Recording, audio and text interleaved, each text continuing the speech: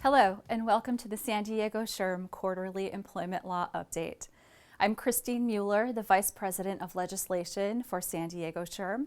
Today, I am pleased to highlight for you some current issues affecting California employers. I will be talking about 2 laws and 2 California cases.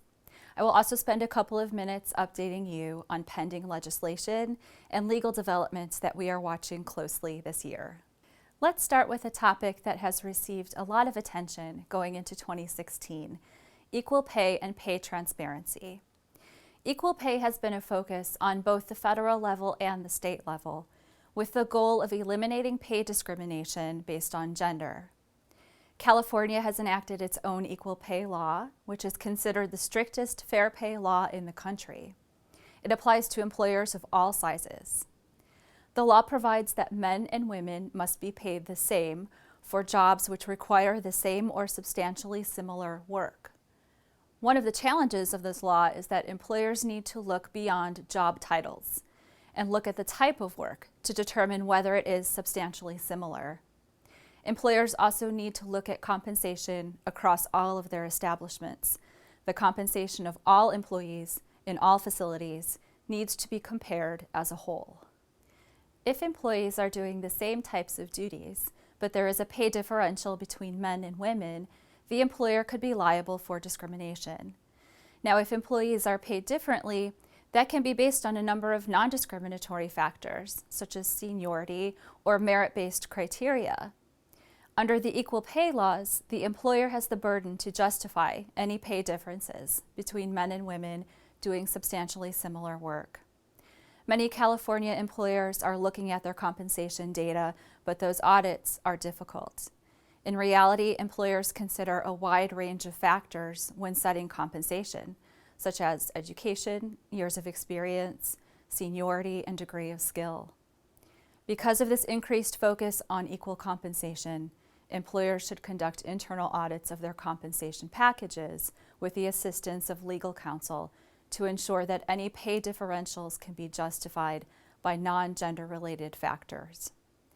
By being proactive, employers can minimize their risk of equal pay claims. Federal and state laws are also addressing pay transparency as another way to make sure men and women are paid equally. In the past, some employers have created policies which prohibit employees from discussing wages amongst themselves. Those types of policies are now improper. Employees must be allowed to inquire with each other about their wages and discuss their wages with each other. Please note, however, that the employer is not required to disclose any employee's wages under these laws, and HR and payroll staff must still safeguard compensation data. Next, a quick reminder about reasonable accommodations. California's Fair Employment and Housing Act was recently amended to clarify that all requests for accommodation are protected, regardless of whether the request is granted. For example, an employee requests modified duties, and the employer readily grants that request, and there are no further issues. But a short time later, that employee is fired. With this update to the law, the employee could make the allegation that his request for modified duties was protected activity and was the true cause of the employee's termination, even though the employer provided the modified duties without issue. This is a reminder that all requests for accommodations should be treated with care. It would not be unusual for an employee who is on the receiving end of discipline to also be in a protected group. Employers should ensure that supervisors and HR staff are properly trained to identify and document accommodation requests. Next, let's talk about a recent case regarding employer recovery of training costs. Often employers will invest in their workers by paying for training courses. But what happens if the employee gets the benefit of that training and then leaves the company? Can the employer recover its investment? A recent California decision confirms that as long as the employer and employee have a proper arrangement set out in a repayment agreement, the employer can try to get its money back. In USS POSCO Industries versus Case, The employee enrolled in a voluntary 3-year educational program sponsored by his employer. Both parties entered into a written repayment agreement. Under that agreement, the company paid the full cost of the training. But if the employee completed the training and then left the company within 30 months, he would have to pay back a pro rata share. As you can guess, that is exactly what happened. The employee received the training on the employer's dime and left to work for a competitor only 2 months later. The employer sued him to enforce the repayment agreement and recover a portion of the training costs. Despite the employee's numerous attempts to invalidate the repayment agreement, the court found that in this situation, the agreement was valid. The training program was voluntary. It was not the employee's only option to obtain additional skills, and the employee incurred no expense of his own. Employers should be careful when asking employees to reimburse the company for business expenses. Employees generally cannot be asked to pay for necessary expenses incurred in the performance of their job duties. As long as there is a proper agreement, employers may be able to recover training costs in certain situations and should consult with employment counsel to make sure that there is an enforceable agreement if the employee is repaying any costs. Moving on to wage and hour issues, we continue to see a lot of class action complaints alleging off-the-clock claims and meal and rest break violations. The recent case of Cruz versus Sunworld International is one example. A group of agricultural employees alleged that they were required to come to work early to set up their workstations, and that they had to finish cleaning their workstations after the scheduled ending time. They also alleged that their breaks were shortened because they needed time to leave the fields and walk to designated break areas. The employer had a practice of filling out timesheets with pre-scheduled times instead of recording actual times. So the employees alleged that the pre-scheduled times did not compensate them for all of the time that they spent working.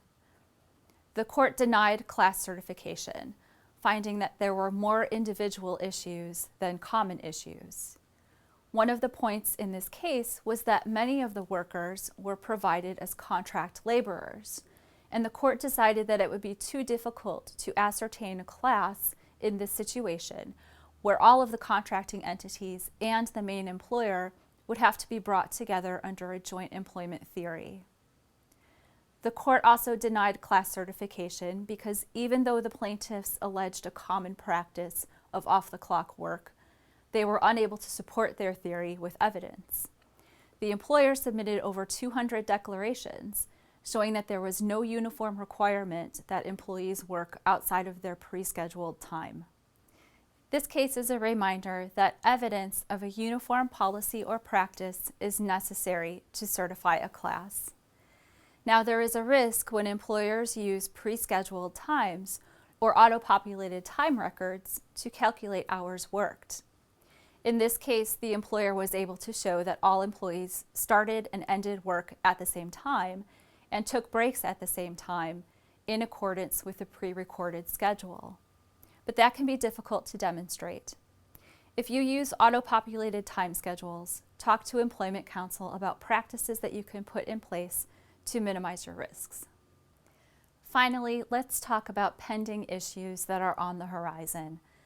Larger employers and federal contractors are currently required to submit the EEO-1 report every year, but the EEOC is proposing to significantly expand the report to include compensation data and data regarding total hours worked. Because this will greatly increase the burden on employers who submit the EEO-1 report, we will be watching this very closely to see if the EEOC makes any changes to its proposed rules. We also anticipate that the California State Legislature will be very active again this year in proposing employment-related legislation. We can expect to see efforts to provide extra holiday pay for employees of retail and grocery stores, as well as proposed legislation regarding flexible work schedules. We are also expecting a final ruling later this year about the increased salary basis for the federal white-collar exemption. It will certainly be another busy compliance year for California HR professionals. San Diego SHRM is pleased to help keep you informed about issues that affect California employers. For more information on these and other legal topics, check out San Diego SHRM's newsletter, The Resource, at sdshrm.org. That concludes our employment law update. Thanks for tuning in.